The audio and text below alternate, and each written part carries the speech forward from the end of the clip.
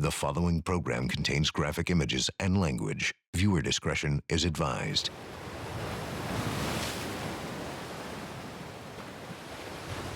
The week of February 6, 1995. Temperatures in Los Angeles will top out in the mid-60s. The #1 song on the radio is Creep by TLC. Ramzi Youssef, the mastermind of the 1993 World Trade Center bombing, is captured in Pakistan.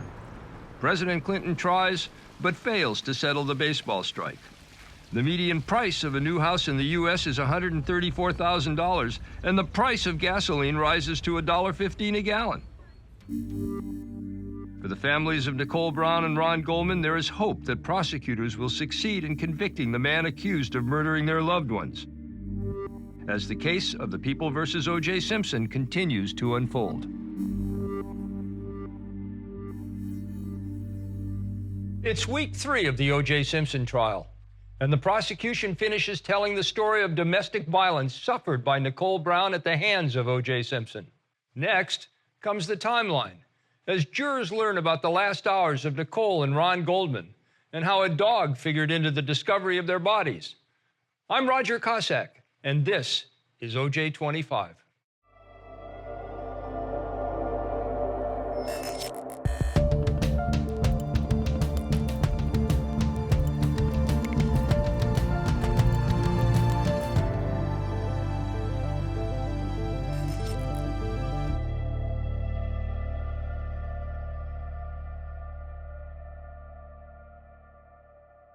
All right, back on the record in the Simpson matter. The people called Denise Brown.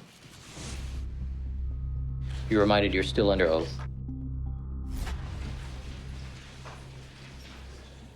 All right, good morning, Ms. Brown. All right, if you pull the microphone close to you, please. Ms. Brown, when we left off last Friday, you told us about an incident that occurred after you and your sister Nicole and Ed McCabe returned to the defendant's house after an evening at the La Cantina. Yes, I did. He wanted her out of his house, and he continued going up the stairs, and he grabbed the clothes out of her closet and started throwing them down onto the foyer where we were, down on the bottom, and he came back down, he grabbed Nicole, he threw her up against the wall, and the only thing I remember is that he looked so, his whole facial structure changed. Everything about him changed. When you say his facial structure changed, what do you mean? It was a calm, quiet, normal conversation, like we were sitting here right now. And then all of a sudden, it turned into the eyes got real angry. It was his whole jaw, everything started, you know, his whole face just changed completely when he got upset. It wasn't as if it was OJ anymore.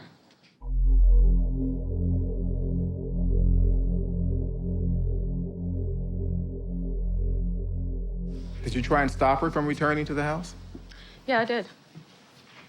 Yeah, I told her that she shouldn't go back. She says, I'm not going back. I'm just going to go pick up a few things. Did she say if she'd return back to the hotel? Yes, she did. She said she was going to come back to you? Yes, she did. Did she come back? No, she didn't.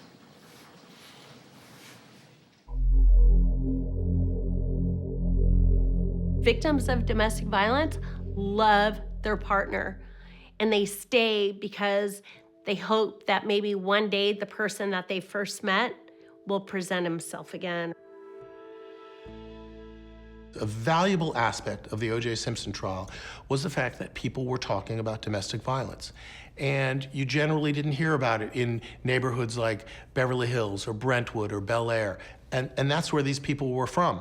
It forced everyone to address the fact that this issue isn't just based on socioeconomics. It's not based on race. It happens everywhere. What did the defendant say about your sister's weight while she was pregnant? He used to call her a fat pig. He used to comment like this all the time. Can he make hand gestures? Yes. Domestic violence is very insidious. It just doesn't hit you. It creeps up and it builds up. We need to start taking that seriously, the emotional, psychological assault, because until we do that, Nicole's will continue to happen.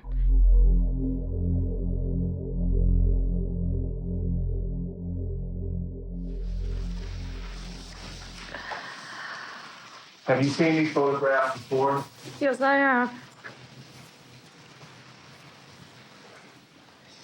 You told us a moment ago that you took these photographs, is that correct? Yes, I did. Would you describe for us, please, the circumstances that led to your taking these photographs? Nicole asked me to take them for her.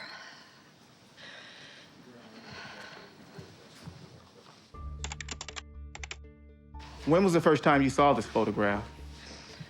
I saw this in her bathroom drawer. Was this a bathroom drawer located in the house at Rockingham? Yes, it was. It was in her bathroom.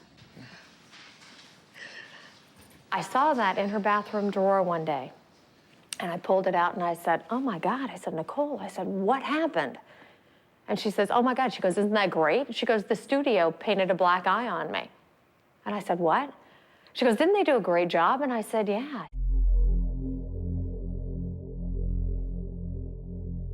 I said, God, they did a great job. And I threw the picture right back in the drawer, thinking nothing of it. And when I read her notes and diaries, I was like, oh my gosh. You know, Your Honor, I have been practicing for a long time, and I've never seen anything quite this extraordinary where a photograph that is clearly inadmissible is just thrown up on giant screen television for the jury to see. These photographs were shown to the court. They were shown to the defense a month ago.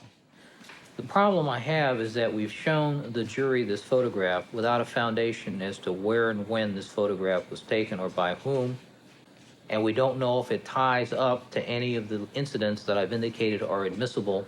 It may be irrelevant. Okay. And if it's irrelevant, the inflammatory nature of that particular photograph, which you have to admit is a pretty strong photograph. They didn't object to it. They've known about it for a month. They saw it last week, and they didn't object to it. But now they object to it today after the jury sees it? Well, now we found out there's no foundation There for is it. a foundation for it. For the prosecutor to come to court and flash a photograph without knowing what that witness was going to say about the photograph and telling Your Honor that we haven't asked her. I guess she's going to say they were 1985. I don't know what she'll say. I have to ask her. Is something that is not permitted by our rules of procedure. You can look at the photographs and clearly discern that she is younger in People's 9 for identification. If they wanted to object to the introduction of these photographs, they could have. They are. Okay, yeah, after they've been shown to the jury. Their presentation on these issues told Your Honor these photographs were 1989. I don't think there's anything more to say.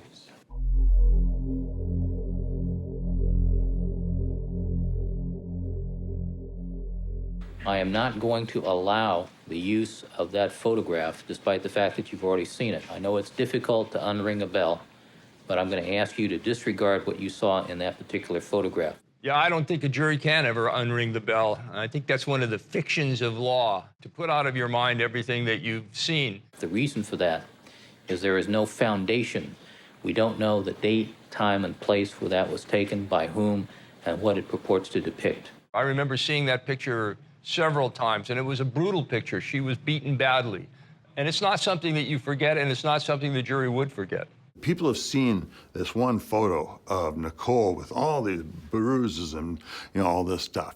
And if you notice, they never admitted that into the trial because Nicole had made the movie about the battered wife, and most of that is movie makeup.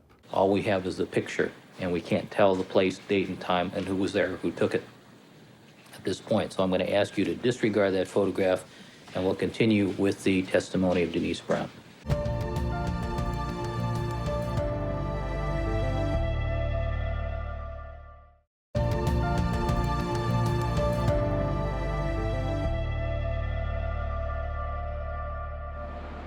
I have no further questions, Your Honor. Thank you. Did you say something? Mr. Shapiro? Prior to going back to Rockingham, you said you had been at some type of restaurant. Right. And there was some drinking going on? Yes. And you have told us that you had some problems with alcohol in the past. Yes. At that time, were you also still drinking? Oh, I was drinking at that time, yes. Do you recall what your state of sobriety was that night? I had had a few drinks. Could you tell us how much you had to drink, if you recall? Oh, I don't recall how many drinks, no. And how would you describe your consumption of alcohol? I said I had a problem. That week, the New York Times describes Denise Brown as a compelling witness who was pale and tearful and gave a chilling account. The Los Angeles Sentinel, a newspaper that largely serves the African American community and covers the trial from the defense team's perspective, calls Denise Brown a drunk in their headline. I believe what the reporter from the Sentinel was saying. I believe it was his objective opinion. But he also comes with a life's realization of the way the black community is treated and the way news is or is not reported on what goes on in the black community. Central to the prosecution's case is the timeline. It begins with what happened earlier in the day of the murders.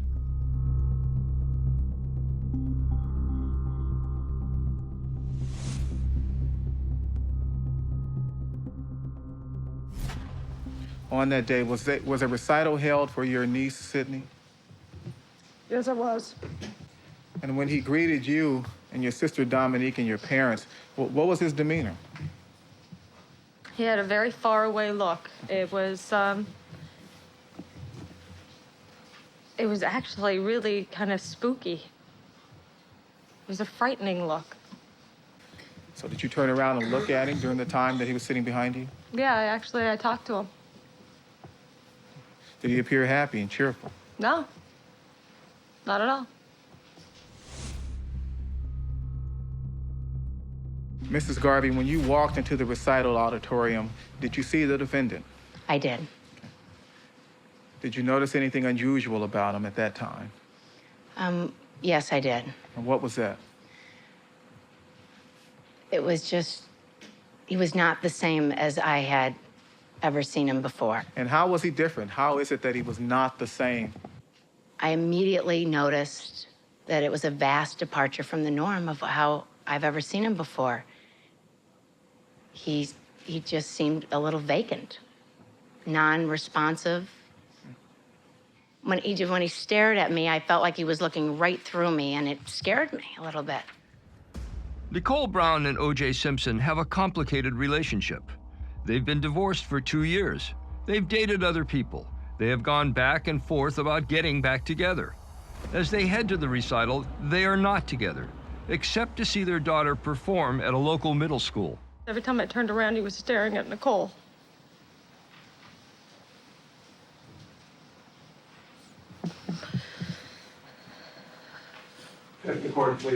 When defense attorney Robert Shapiro cross-examines Denise Brown, he sets a trap. Mr. Shapiro, I understand that you have a videotape that you want the court to view.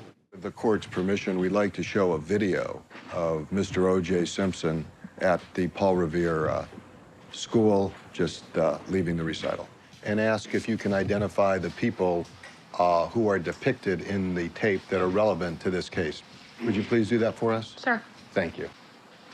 Now, there's somebody who is wearing looks like a blue shirt with dark hair, facing a gentleman who is O.J. Simpson. Do you know who that person is? That's me. And what were you just doing at that time? I gave him a kiss goodbye. And right to your right is a gentleman. Who is that? That's my father. And right to your left is another person. That's my mother. In this instance, the defense team is brilliantly confronting Denise Brown with something you could think of as a little bit of proof for their point. So she testified already that she saw O.J. Simpson with a spooky look on his face, a frightening look. He seemed far away to her, and the defense wants to contradict that. So they're taking this piece of evidence from the outside, bringing it before the jury and letting them see the proof in the picture. To see the look on his face that doesn't look like someone who has a spooky look, a frightening look. He appears cheerful and happy, and he's seen picking up his child and kissing Denise Brown at one point. He's smiling right there. I was at the dance recital that he was at that day because our daughters were in the same dance school. And as with the year before, I saw O.J. Simpson at the dance recital that day, and people would say, "Juice, how you doing? O.J., hey, how are you?" People loved him. They wanted his autograph. They wanted to take a picture with him. They wanted to shake his hand. They loved him. Have you ever seen a video of Mr. Simpson shortly after this recital interacting with the Brown family and with his son, Justin? I did. And when you saw him at the end of that video there, he seemed to you to be kind and happy, did he not? Yes, he did. Like he always does, isn't that right? That's right. And when you saw this up in the DA's office on Friday, didn't you think, gee, that O.J. Simpson looked pretty kind and happy at that point? Didn't you think that? Well, what I really thought was that was an amazing change. Is that what you thought? I really did. Now, do you see that's the exact same date? You I understand? know, that's right. It amazes me. Then the prosecution had a chance to do redirect examination and what we call rehabilitation in the courtroom, where they had a chance to have her clarify that when she said O.J. Simpson looked frightening and spooky, it was inside of the dance recital. This video was taken outside. You just saw the defendant's demeanor in the videotape outside the recital, is that correct? Right. Is that the way he appeared inside the recital? That is his demeanor? No. It was different inside? Yes.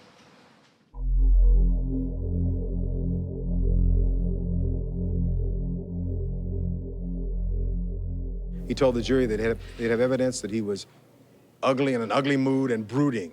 But look at the videotape. I think everybody should pay attention. The videotape does not lie. I mean, it reminds me of Rodney King. I mean, you see certain things, and it's pretty graphic. And people can describe all they want.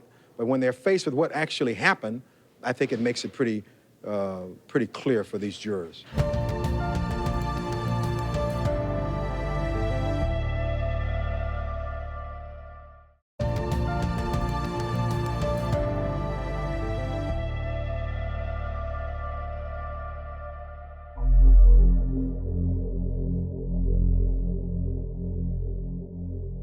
And where were you planning to go? We were going to Mezzaluna restaurant.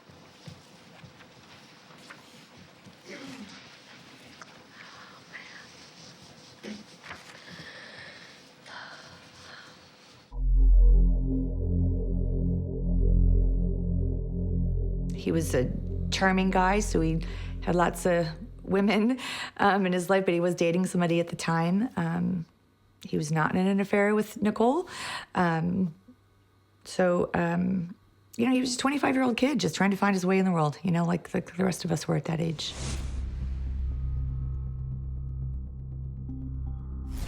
Now, on the night of June the 12th, did you happen to see Ron Goldman? Yes. Was he working there also? Yes, he was. Nicole and her family came in for dinner after Sydney's recital. So we were trying to decide who would take the table, what stations we'd work. And at that point, Ron saw the name and said, "Oh, it's Nicole Brown. It's a friend of mine." Do you recall what she was wearing? Yes, a black dress, short black dress with a black blazer over it.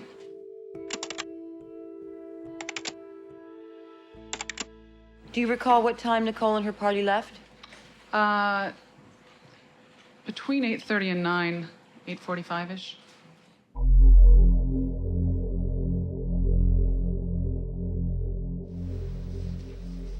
We got up and we walked out. And Nicole was gonna go get some ice cream with the kids.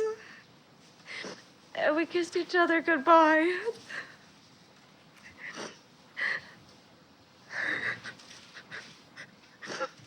The last thing I told her was that I loved her.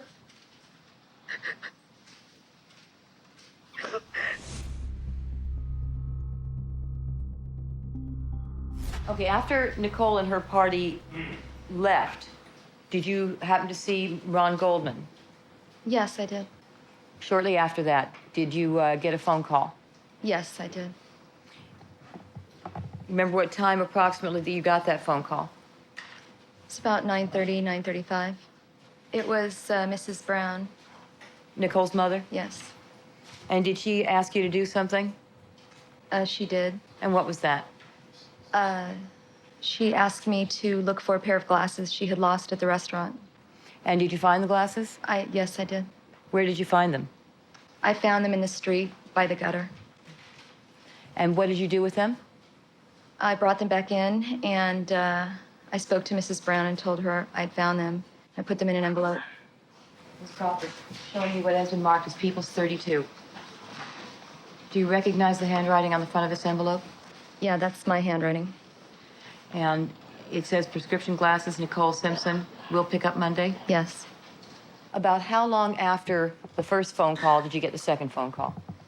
About 5 minutes. Would you estimate then about 9:45? Yes. Did you recognize the person who called you? Yes, I did. Who was that? It was Nicole. She asked if she could speak to Ron. Do you recognize what we're showing you here? Yes. What is it? It's Ron's shirt and pants. Yeah.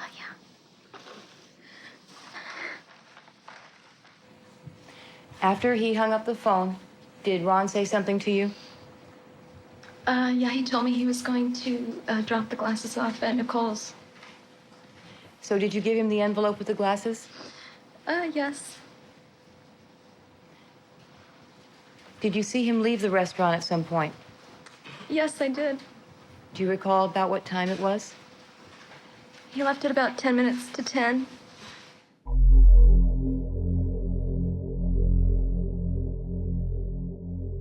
I saw him walk out the door.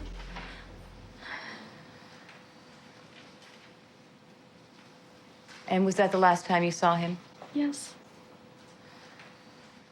He went to help someone out, return those glasses, and lost his life trying to help.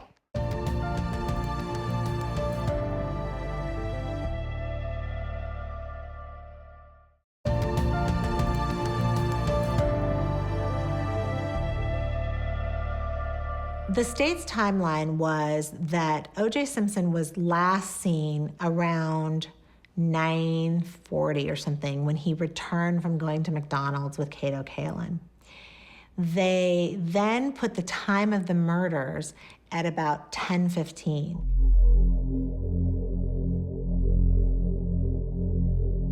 That's when neighbors heard Nicole's dog barking and wailing and crying, and so they believe that's when the murders happened. On June the 12th of 1994, sir, in the evening, where were you? At 10 o'clock that evening, I was watching the news in the master bedroom on the 3rd floor with my wife. 15 or 20 minutes into it, I heard a very distinctive barking coming from somewhere to the south of where I live. And I was aware of it for maybe 5, 6, 7 minutes. And at that point, I stopped watching the news and I left the master bedroom. Was there something unusual about that dog barking that drew your attention to it? It was it was fairly persistent. It was at a significant pitch. And as you may recall, I described it at the time as a plaintive wail. It sounded like a, very unhappy animal.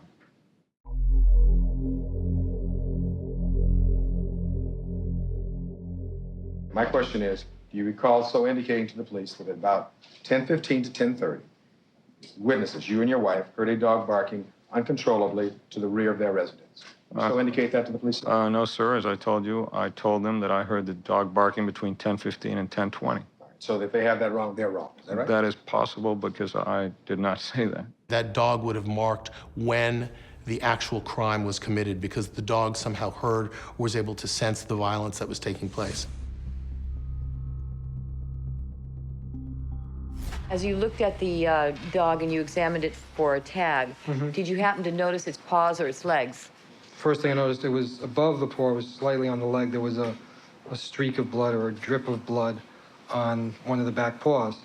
And that was unusual to me, so I observed more closely and then saw that there was also blood on the bottom of the paws. As I walked the dog towards Bundy, along Montana, the dog pulled back. The dog shied away from going towards Bundy. It kept pulling back towards my apartment complex. So what did you do? So we walked the dog back to the courtyard of my building, and I went upstairs to get some water for the dog. Did someone that you knew from your apartment building appear in the courtyard? Yes, at that point, Shukru Ostepi, my downstairs neighbor, entered from the back entrance to my apartment complex.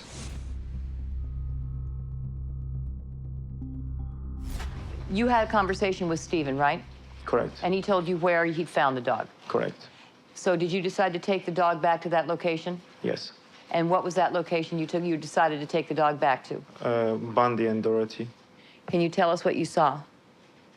I saw a lady laying down, full of blood.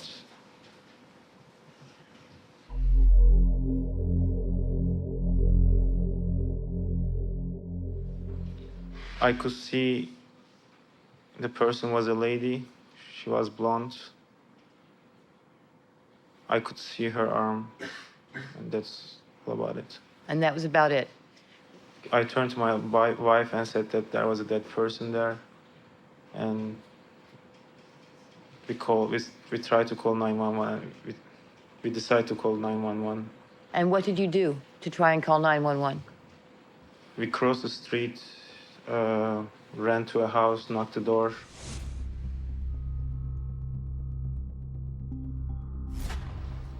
My door chimes started to ring, or rang, according to my recollection, a few minutes after midnight, a few minutes after 12.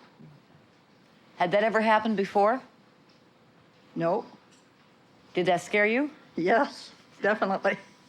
Did you answer your door? Pardon? Did you answer? I'm sorry. No, I did not answer my door. Not a few minutes after midnight. We wouldn't go to a door that time of night. So what did you do? I called 911.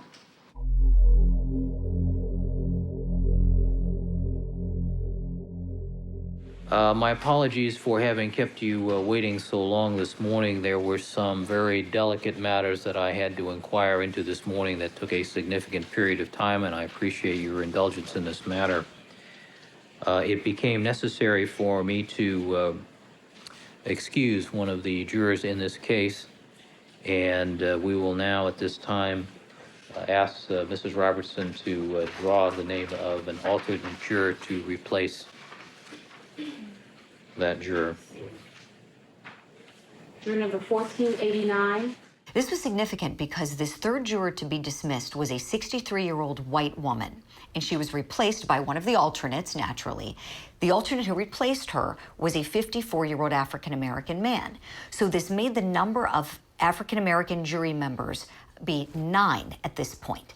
And in a case like this, where there's so much attention and such a high level of scrutiny being paid to the case, folks were honing in on the jury makeup just as they were honing in on the evidence being presented in court. So there were essentially two narratives going on. There's a narrative inside the courtroom being played out through the introduction of evidence, and then there's also the bigger conversation about race that surrounded this case in the media.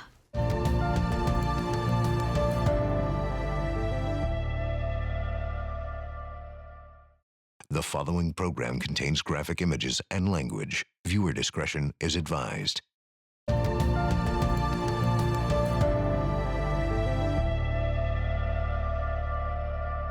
It's week 3 of the People versus O.J. Simpson, and we hear from the first officer to discover the bodies of Nicole Brown and Ron Goldman. He tells the jury that he saw a trail of blood drops leaving the murder scene and bloody footprints, as OJ25 continues.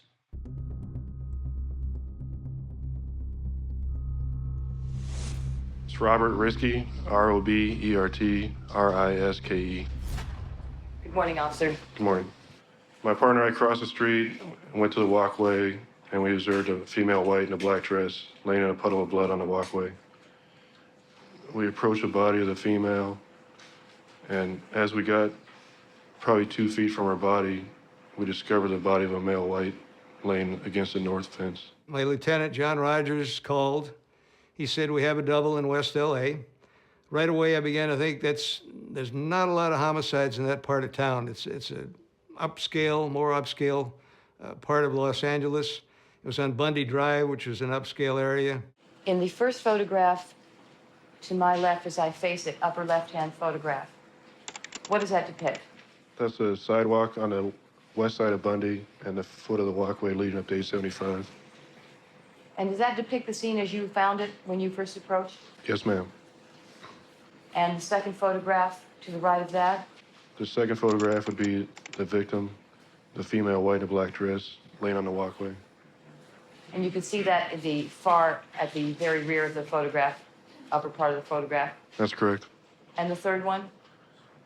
The third one is the same picture of a female white in a black dress, but it's just closer. She had no shoes on. You could see, you could see the life that had just been there. These were, two very young, vibrant people, and they were just left like that. What did you see in that walkway? There's a pool of blood under the victim, the female white, and then it flows down towards the sidewalk.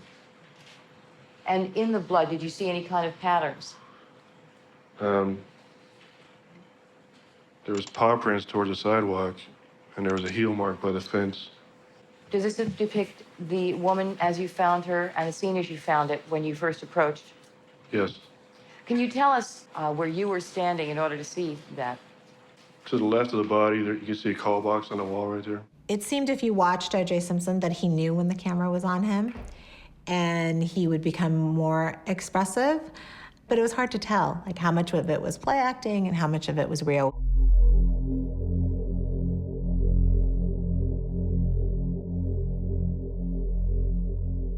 Risky and his partner had a lot on their plate, being the first responders. They needed help, and they needed it there initially to secure that crime scene and search the house. And that's what he did. Officer Risky was a really sharp young officer that instead of just doing something wrong, he would actually bare his soul that I don't know, tell me, how do you handle this? How do you do this? He was a really good officer, and he did a really good job that day. Tell us what you saw. I saw the envelope there, the heel print. If you look at the picture closely, there's a glove and what appears to be a knit cap under the plant on the right. After you made these observations, sir, what did you do next? My partner and I seen that the front door was open. There was footprint, what appeared to be bloody footprints going towards the front door. We stepped over the female victim and went to the front door. We saw the shoe prints continue on down the walkway. We looked in the house.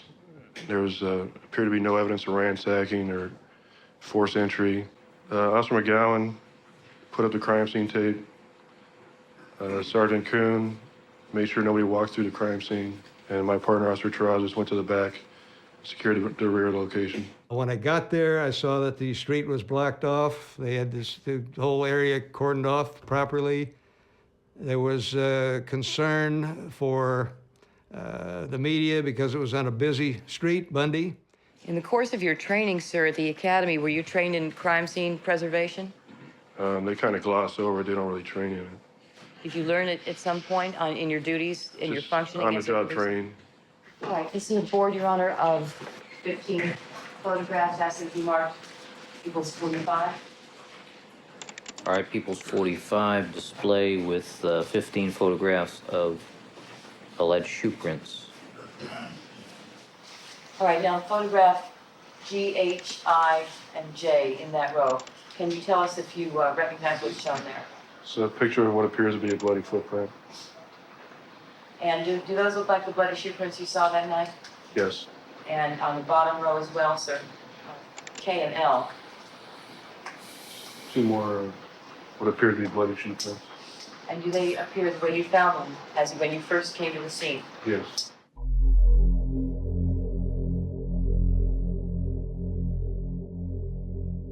Good morning.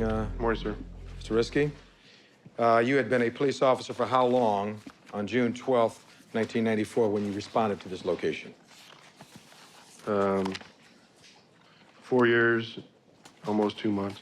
4 years, 2 months at that time? Yes, sir. You described for Ms. Clark that when you were at the Los Angeles Police Academy that they kind of glossed over this crime scene maintenance and training. Is that correct? Right. And much of what you learned actually on the job once you actually got in the field. Is that correct? Yes, sir. Have you had any training in the sensitivity of DNA? No. Had the coroner's office been called at all by the time that you left? I have no idea. You have no knowledge of all of that? Now, when the 4 detectives went over to Rockingham, do you know whether or not the photographer went with them? I don't know. Do you know why it was then that all 4 of the detectives then went over to Rockingham? No. One of the commanders showed up and he said, it's apparent now looking at the inside of the house, talking to people, who the woman is. She's Nicole Brown Simpson. The commander said, okay, I want Furman and his partner to go, and I want you, Lang, and Van Adder to go. The 4 of you will go up there, contact O.J. Simpson. Do you know why it was that Furman returned to Bundy after 6:30 and was participating in taking pictures? Do you know why that was? I want you to look at what's been marked 104 on People's 56. See the envelope here? Yes, sir. You see where the grouting on the envelope is across the grouting? Yes, sir. Here at 104. You see that? Yes, sir, I do. See the grouting here? Yes, sir. The envelope's on the other side of the grouting? Yes. Can you explain how that envelope got moved? No. Can't? No. The coroner comes along and they had to remove the bodies. She inadvertently touched the envelope. It moved a little bit. Cochran knows that, but he's not stupid. We're going to get the cops every way we can because there's just too damn much evidence.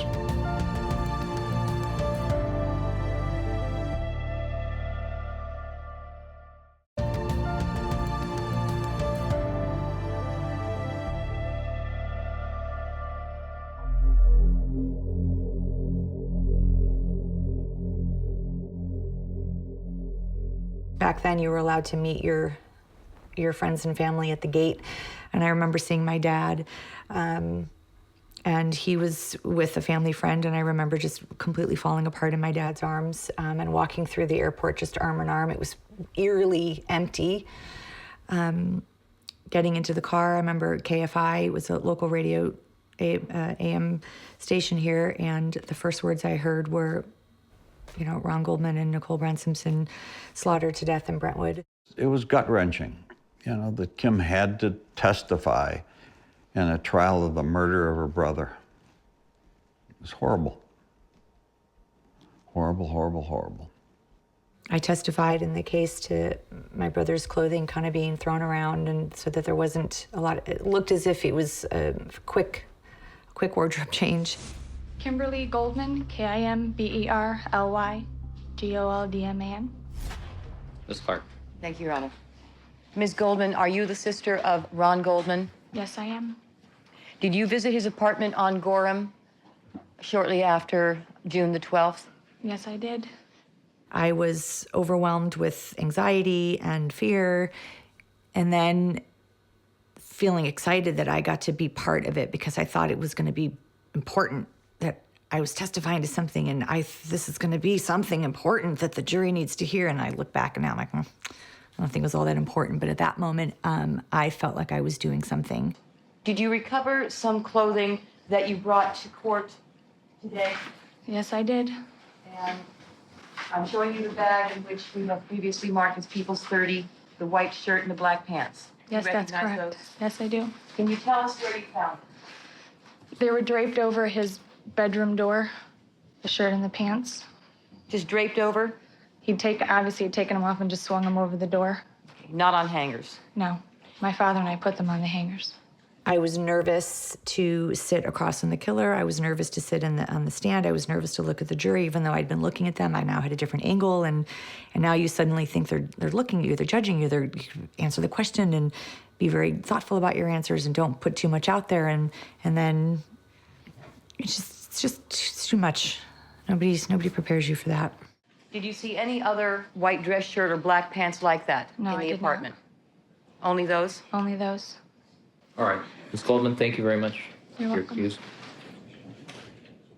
I only know what happened that night based on the evidence that was presented during the trial. I don't know any other information. Nicole's mom left her glasses behind, and my brother offered to drop them off on his way out that night. There was testimony that there was voices yelling, "Hey, hey, hey," which I believe was my brother, kind of coming up into what I believe was the killer physically pushing or assaulting Nicole, and my brother wanted to stop it. And if you follow the evidence again, Nicole was pushed back and she has a contusion on the back of her head. And I believe that the killer attacked my brother first and then went back and finished killing Nicole because my brother's blood was found on Nicole. If Nicole was killed first, she would have found Nicole's blood on my brother. I can't. Every time I think about it, I try not to think about it because the images are too much. Ron Goldman was the classic case of wrong place, wrong time. It was just horrible. And Kim, his sister, I don't believe has ever gotten over it. It's a really hard place to live because my brother doing anything other than what he did that night would have been uncharacteristic of him. As I have shared many times, my brother was my protector growing up. He was fiercely loyal, never wanted anybody to be wronged in any way. And so stumbling into a scene where he's witnessing an acquaintance, a friend, being attacked, like, how could I not feel proud of him for trying to stop it? I wish in those selfish moments of my sleep that he would have turned away and run for his life, but it just would have not been him. And so I choose to embrace that, and in my mind, he's a hero. He was Kim's brother and best friend forever. Every picture that I ever took of them, they were holding hands or hugging. Not because I asked them to, that's just how they were.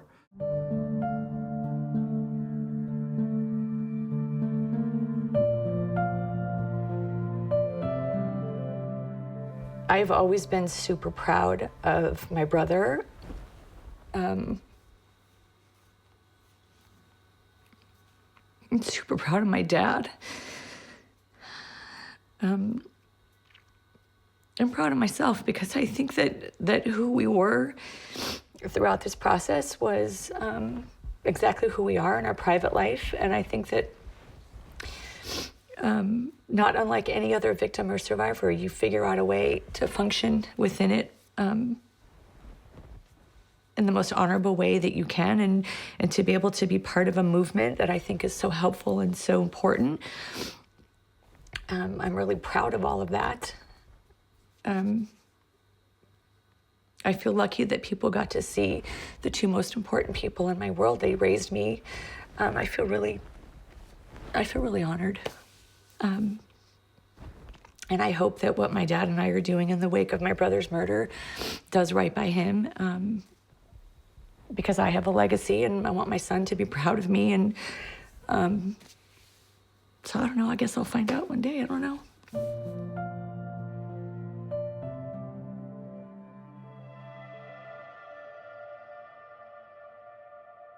Week 3 of the O.J. Simpson trial ends with the promise of a change of scenery. The judge has decided the jury needs to visit a variety of locations, including the crime scene, where Ron Goldman worked, and finally the home where Simpson and Nicole were once husband and wife. That's next on OJ25. I'm Roger Cossack.